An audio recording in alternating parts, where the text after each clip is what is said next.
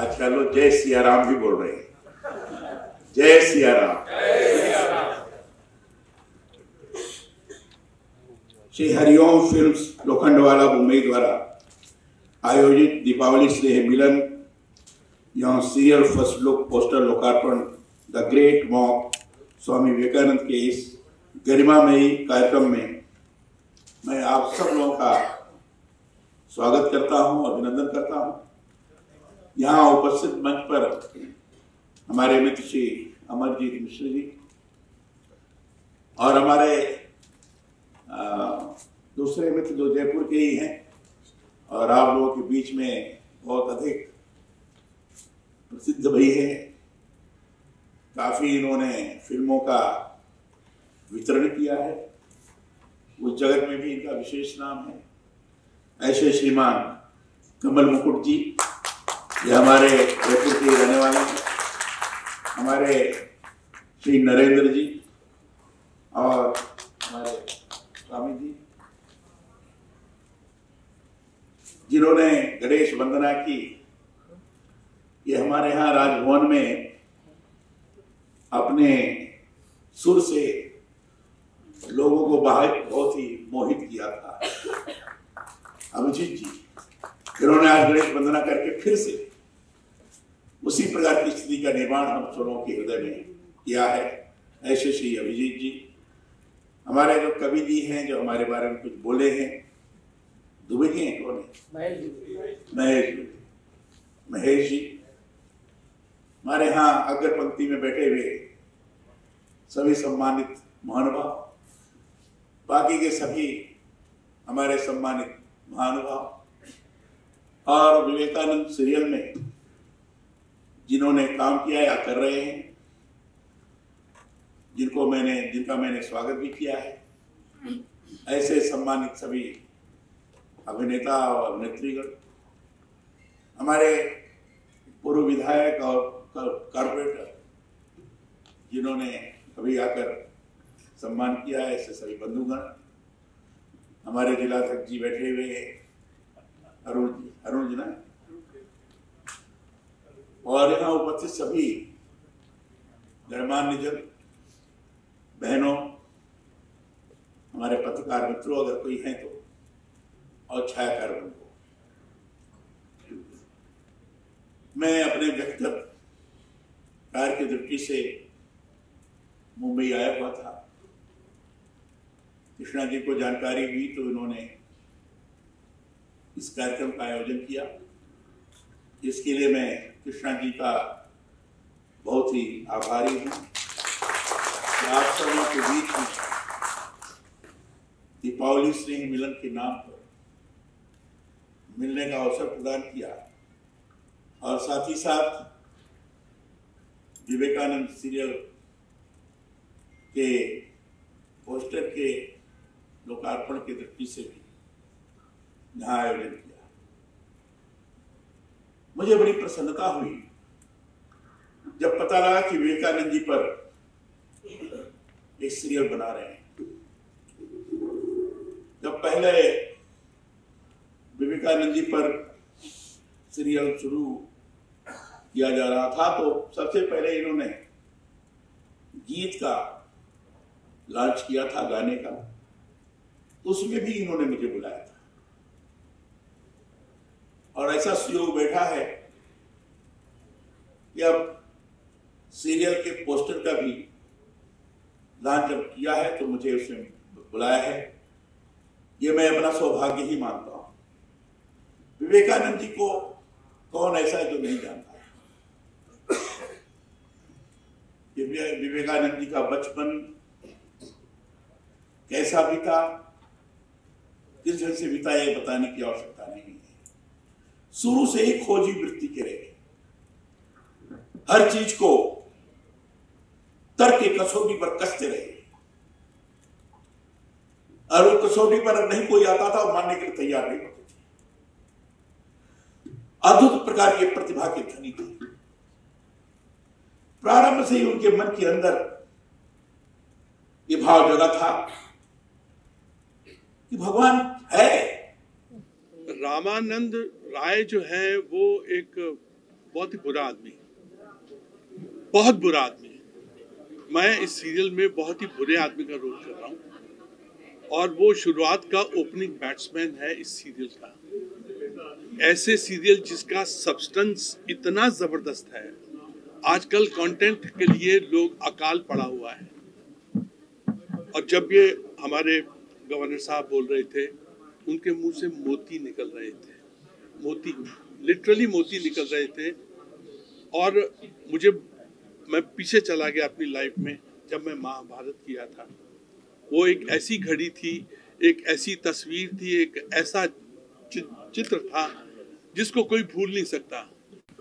ये हमारे भारत के लिए और मैं समझता हूँ कि हमारे युवाओं के लिए और हर एज के वर्ग के लिए एक बहुत ही प्रेरणादायी फिल्म होने वाली है, क्योंकि बॉलीवुड और विवेकानंद जी का संगम बहुत ज़रूरी है। मतलब फिल्मों की संस्कृति प्लस विवेकानंद जी की संस्कृति, मतलब मैं समझ सकता हूँ कि हम सब मतलब फिर भी इसको हम फिल्मों से, क्योंकि अपने आजकल ये फिल्म से बढ़ के हो गया। हाँ, टेलीविजन बढ़ के हो गया। ये हर दिल में जाता है। सर ने कहा कि डीडी जो है, मैं कहता हूँ कि हम बैंक में भी जाते तो डीडी कभी नकली नहीं हो सकता। मुझे लगता है अगर मैं श्री रामकृष्ण जी के बारे में बात करूं तो मेरे पास शब्द नहीं है। इतना कुछ है हमारे आज, इतनी किताबें, इतना नॉलेज, और खासकर बंगाल में अगर वहाँ के लोगों की बात करें, उनके लिए तो देवता है रामकृष्ण परमहंस।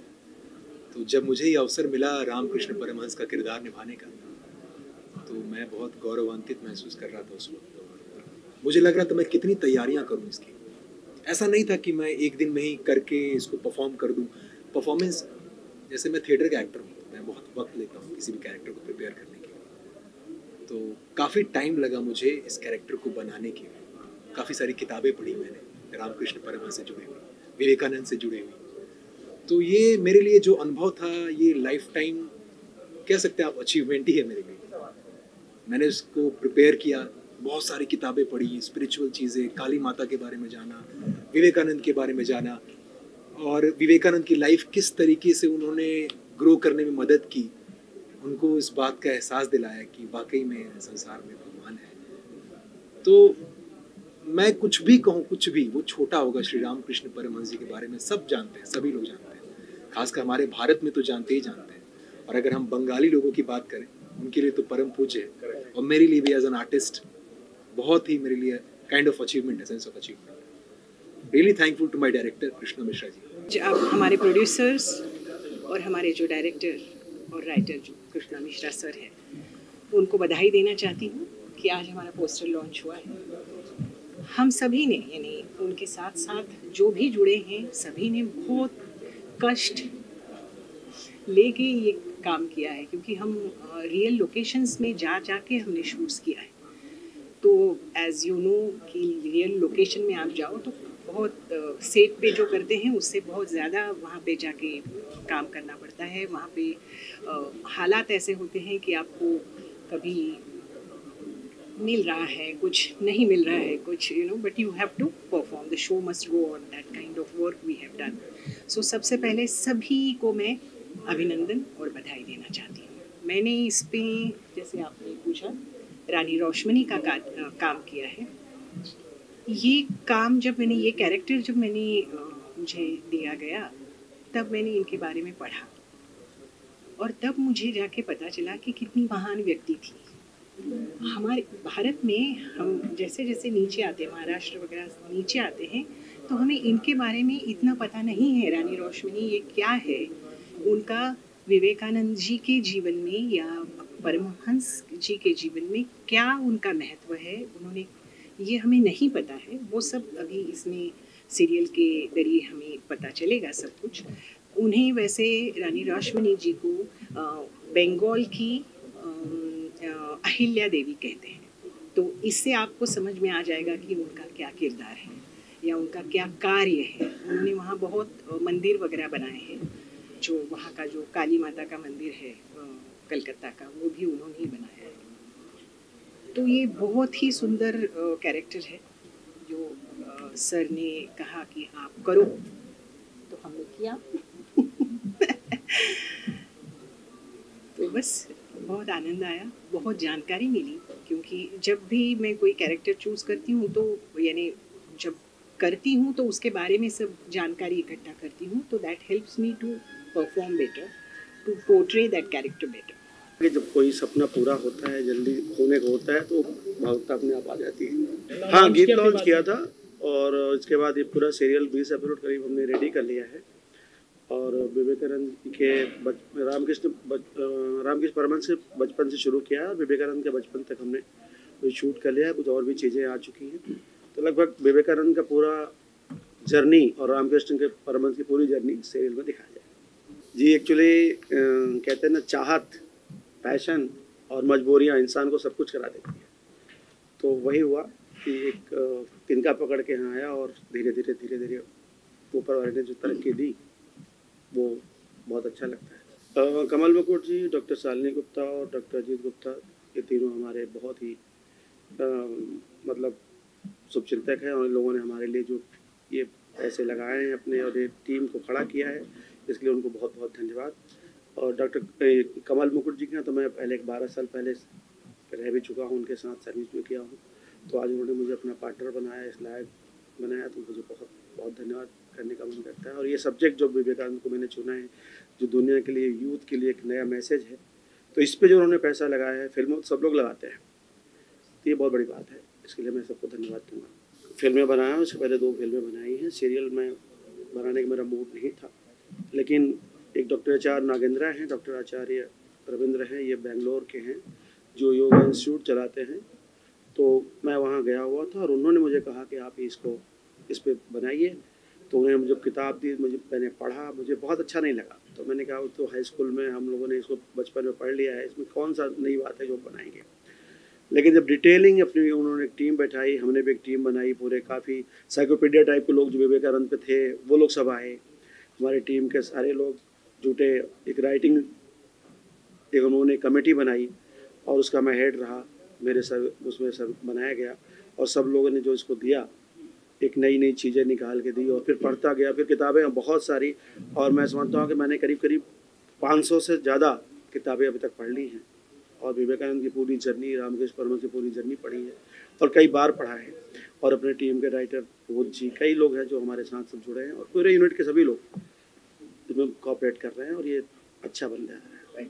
जी, मैं कोशिश कर रहा हूँ। एक तो ये बहुत बड़ी बात है कि इतने समय के बाद स्वामी विवेकानंद जी पर कुछ अलग से बन रहा है, कुछ ऐसा बन रहा है जो पहले नहीं हुआ है, और ये मेगा सीरियल है, बहुत लंबा जाएगा।